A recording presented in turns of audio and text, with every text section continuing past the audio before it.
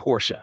Few names in motorsport carry such weight. 19 victories at the 24 Hours of Le Mans, a dynasty built not just on speed, but on endurance, precision, and relentless innovation. For decades, Porsche's identity has been inseparable from the World Endurance Championship and the greatest race of them all. But today, a shadow looms.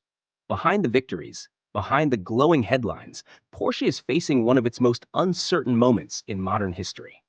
The company is under financial pressure, corporate politics are tightening, and inside the paddock, rumors are swirling. Porsche could leave WEC, not just scaling back, not just trimming costs, but walking away from Le Mans, the very stage that defines its legend. The roots of this crisis lie far beyond the racetrack. In the second quarter of 2025, Porsche reported a staggering 91% collapse in profits. Investors panicked. The once proud sports car maker, a fixture in Germany's elite DAX 40 blue chip index, was expelled, a symbolic humiliation. Sales are stumbling where it hurts most. In China, Porsche's biggest global market, demand is falling fast. The rise of domestic EV competitors has left the Taycan exposed, and customers no longer flock to Porsche showrooms as they once did. Inside Stuttgart, the pressure is mounting. Layoffs have begun, budgets are shrinking, and CEO Oliver Blume, stretched thin between Porsche and the wider Volkswagen Group, has left a leadership vacuum at a time when clarity is desperately needed. For shareholders, endurance racing, expensive, unpredictable, and politically messy, suddenly looks like a luxury that cannot be afforded. Motorsport has always been Porsche's crown jewel, but running two factory hypercar programs, one in IMSA, the other in WEC, comes at an enormous cost, nearly 50 million euros per program per year. That's a combined 100 million in annual spend on top-level racing.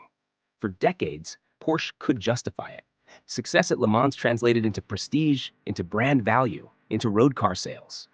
But in a financial crisis, numbers begin to dominate emotions. Shareholders ask, why fund two programs when one will do? And increasingly, the whispers suggest that WEC may be the one to go. To understand Porsche's frustration, you have to look at the politics of the balance of performance system. In IMSA, the rules are relatively straightforward. LMDH cars compete against each other on equal terms, and adjustments are clear, consistent, and manageable. Porsche may still feel the sting of occasional penalties, but the racing is tight, competitive, and marketable. In WEC, the story is different. The grid is split between LMH and LMDH. Two technical philosophies, supposedly balanced by a complex BOP system. In reality, Porsche argues it has failed. At Le Mans 2025, Porsche executed what insiders call a perfect race. Strategy flawless, execution immaculate, yet victory slipped away to Ferrari, not through performance, but through politics. Motorsport director Thomas Laudenbach voiced the frustration openly. The BOP has failed. Those words cut deep. Porsche, the most successful manufacturer in Le Mans history, openly questioning the legitimacy of the championship it helped build. For Stuttgart, this isn't just sport, it's business, and in business, trust matters. By contrast, IMSA offers Porsche something WEC cannot, stability. But even there, uncertainty looms. The American series plays to Porsche's strengths. The competition is fierce, the racing spectacular, and the audience, particularly in the United States, is loyal and growing. Porsche's results speak for themselves. Multiple wins, a championship fight still alive, and a sense that the playing field, while imperfect, is at least fairer than in Europe. But there's a problem. Penske, Porsche's partner in IMSA, a powerhouse in American racing. Penske's close relationship with Ford, who are preparing to join the fight, is starting to make the case uncertain.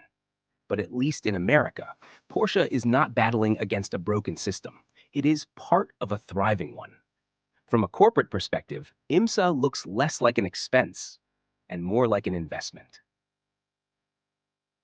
And yet, walking away from WEC comes with enormous risk. Endurance racing is entering what many call its golden era. Ferrari, Toyota, BMW, Aston Martin, the greatest names in the sport, all fighting for supremacy, and with more manufacturers joining in the upcoming years.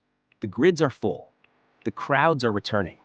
For the first time in decades, the World Endurance Championship is starting to feel bigger than Formula One in terms of prestige, raw racing, and global attention. If Porsche leaves now, it would not just weaken the championship. It would send shockwaves through its own brand identity. Because Porsche does not simply sell cars, it sells heritage. The entire Porsche racing brand is built on it. Every 911, every Cayman, every GT car is marketed on the promise that it was born from the racetrack, tested in the fires of endurance. Remove Le Mans from that equation, and the story, the excitement becomes hollow. The road cars risk becoming expensive machines with no legend to back them up. This is where the real danger lies. Porsche's future depends on selling cars in an uncertain world. EV adoption is slowing. The Taycan, once a symbol of Porsche's electric ambition, is struggling against Tesla, BYD, and a wave of Chinese challengers. Customers are hesitant. And in this climate, racing heritage is not just marketing fluff, it is a lifeline. Without WEC, without Le Mans, without the proof that Porsche can still conquer the world's greatest race, the brand risks losing its most powerful selling point. And in an era where even Porsche's core buyers are skeptical of EVs, taking away the heritage narrative could be catastrophic. So here stands Porsche, caught between two impossible choices. Stay in WEC, and they bleed money in a championship they no longer trust.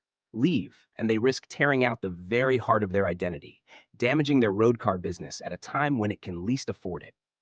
For the board, it may look like a financial decision, but for the brand, for the legacy, for the myth of Porsche itself, this is existential. If Porsche walks away from Le Mans during its golden era, it will not just be the end of a program.